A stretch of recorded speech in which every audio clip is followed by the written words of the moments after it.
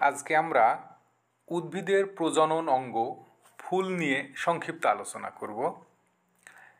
ফুল উচ্চ শ্রেণীর উদ্ভিদের প্রজনন অঙ্গ।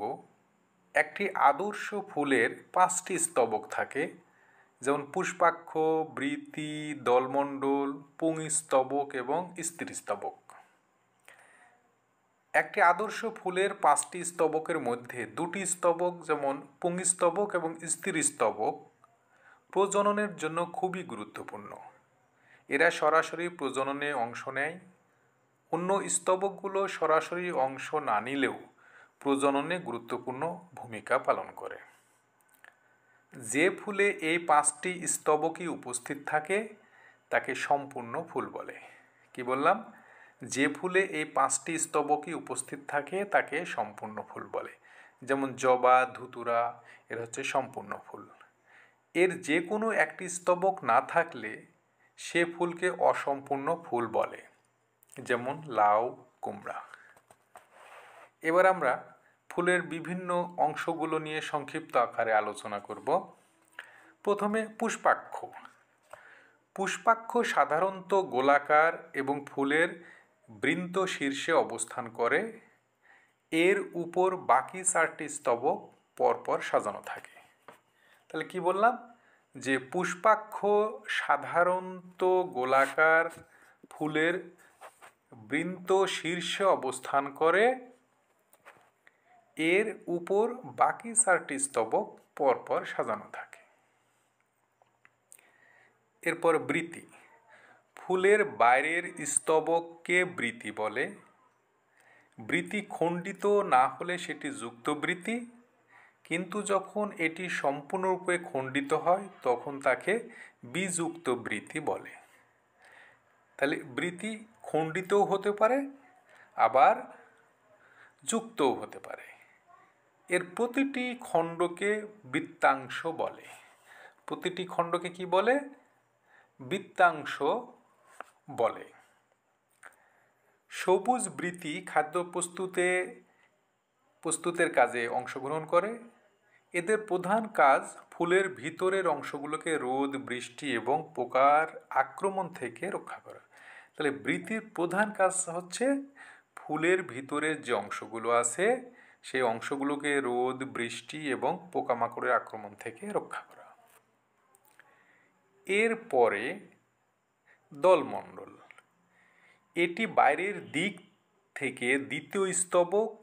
প্রতিটি খণ্ডকে দল বা পাপড়ি বলে। পাপড়ি সাধারণত রঙিন হয়। পাপড়ি কেমন হয়? সাধারণত রঙিন হয়। এরা ফুলের অত্যাবশ্যকীয় অংশগুলোকে রোদ, বৃষ্টি থেকে রক্ষা করে। উজ্জ্বল ঝলমলে রঙের দলমণ্ডল পোকামাকড় ও পশু পাখি আকর্ষণ করে এবং পরাগায়নে সহায়তা করে। তাহলে এই পাপড়িগুলো কি করে? পাপড়িগুলো পোকামাকড় এবং পশু পাখিকে আকর্ষণ করে এবং পরাগায়নে সহায়তা করে। এরপরে আমরা যে স্তবক নিয়ে আলোচনা করব সেটা হচ্ছে পুংস্তবক। এটি ফুলের তৃতীয় স্তবক এবং একটি অত্যাবশ্যকীয় অংশ। এই স্তবকের প্রতিটি অংশকে পুংকেশর বলে। প্রতিটি পুংকেশরের 2টি অংশ থাকে। কয়টা অংশ থাকে? পুংকেশরের 2টি অংশ থাকে, পুংদণ্ড বা পরাগদণ্ড এবং পরাগধানী বা পরাগথলি। পুংকেশরের দণ্ডের মতো অংশকে পুংদণ্ড এবং শীর্ষের থলির মতো অংশকে পরাগধানী বলে। পরাগধানী এবং পুংদণ্ড সংযোগকারী অংশকে যোজনী বলে। তাহলে যোজনী আমরা কাকে বলবো? যে পরাগধানী এবং পুংদণ্ড সংযোগকারী অংশকে যোজনী বলে। পুং জননকোষ সরাসরি জনন কাজে অংশগ্রহণ করে। পরাগদণ্ড একগুচ্ছে থাকলে তাকে একগুচ্ছ, যেমন জবা ফুল। 2 গুচ্ছে থাকলে দ্বিগুচ্ছ, যেমন মটর ফুল। এবং বহুগুচ্ছে থাকলে তাকে বহুগুচ্ছ পুংস্তবক বলা হয়, যেমন শিমুল ফুল।